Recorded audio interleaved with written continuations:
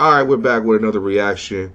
This video tonight's going to be 10 worst NFL head coaches of all time. We're going to see who made this list. I think I might have an idea of who's going to be on here, but the rest of them, hey, it could be a toss-up. So, we're going to see. Let's go. Make sure you guys like, comment, and subscribe, and also hit the notification bell.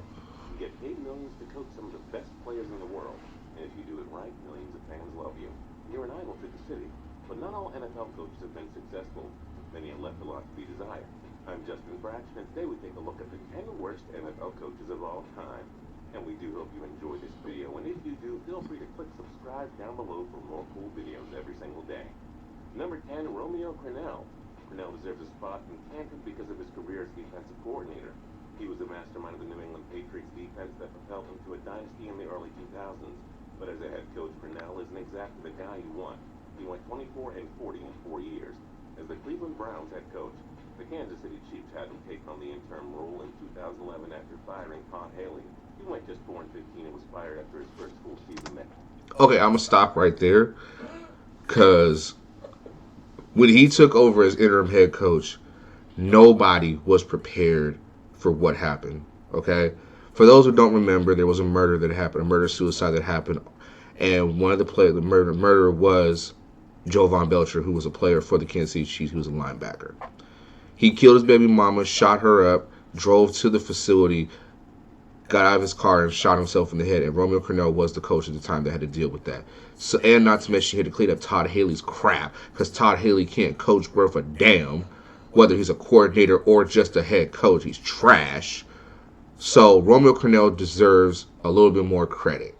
He always seems to get jobs after someone has screwed up so bad. But that's just the facts. You can look it up. It's the truth. There. Just saying. Bradley. He was the defensive coordinator in Seattle who created the iconic Legion of Boom. But as the head coach of the Jacksonville Jaguars, he had no business being a head coach whatsoever.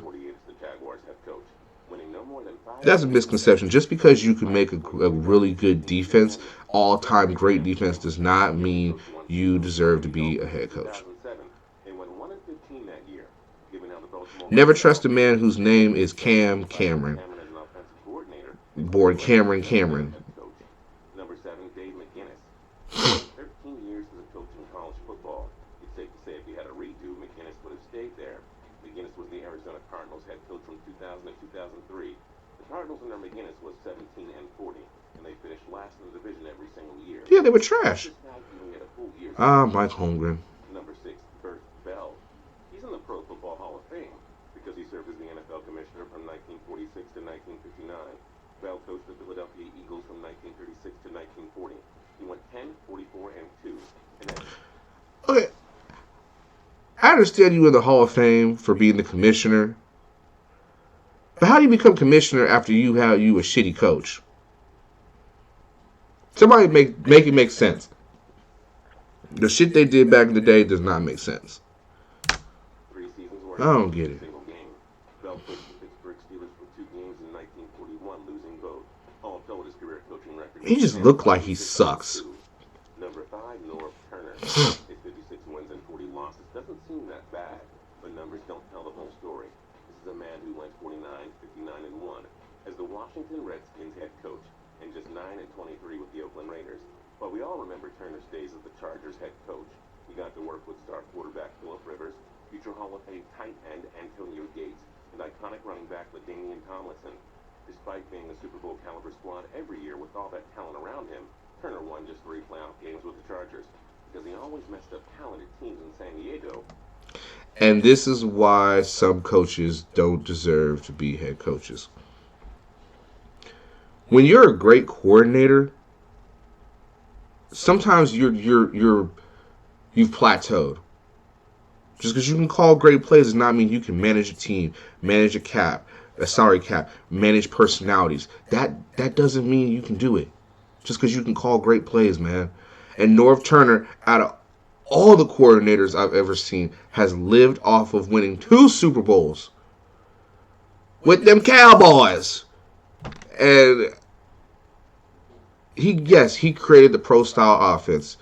Yes, he made Troy Aikman look great. Yes, he had Emmitt Smith. Yes, he had the playmaker, my Herman. But they made him more than he made them. So let's just keep that in mind. Say something, Freddie. You're ridiculous when it comes to Michael Irvin. You are so ridiculous. What, the playmaker? You could do a whole video just based off of him. You really could. But it'd be longer than 10 minutes. It'll be it'd be 45 minutes. And I need a drink. More than that. Oh, that's bad. He was so terrible. But his 2 seasons with the New York Jets in 1995 and 1996 made his legacy. He won just 4 games and lost 28. Yeah, it was that bad. So much for all those good years in Philadelphia. Number 3, Marty Morganwood. You can't blame Rich Kotite. The owner was dying. To go 1-15, yes, he was trash. But you got Parcells out of it at the end of it all. I mean, Pete Carroll was in the middle of that. So, I mean, getting your ass kicked for 3 years, 2-3 years, was it really worth it? Yeah. I feel for the Jets. But he's best remembered as being a massive disappointment with the Detroit Lions as their head coach in 2001 and 2. Morganwood won 5 games and lost 27 in his 2 seasons as head coach. Must we really say more? Number 2, Jeff Fisher. Everyone is basically familiar with this guy somehow being a head coach for so long. His 17 seasons with the Houston Oilers/Tennessee Titans franchise weren't so bad. Fisher compiled a record of 142 wins and 120 losses. He also won 5 playoff games. But his tenure with the Rams franchise? Here's the breakdown. 2012, 7-8-1. 2013, 7-9. 2014, 6-9. The king of 7-9. Oh my God. 2016, 4-9 before getting fired. Moving on. Number 1, Dave Shula. While everyone considers his father, Don Shula, to be one of the greatest head coaches in NFL history, Dave wasn't that successful. In fact, his tenure as an NFL head coach was awful. Shula went just 19-52 as an NFL head coach with a .268 winning percentage.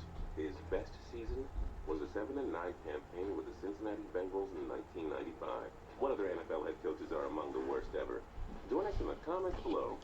If you like this video, alright, that's going to be it, everybody. Make sure you guys like, comment, and subscribe down low. Make sure you guys turn on notifications. We are going to be posting 3 times a day. 1 time in the morning and 1 time in the afternoon. And 1 time in the evening, hopefully. But for now, it's going to be 2 times in the evening, 1 time in the morning. And we're going to get this thing down. Alright, y'all be safe.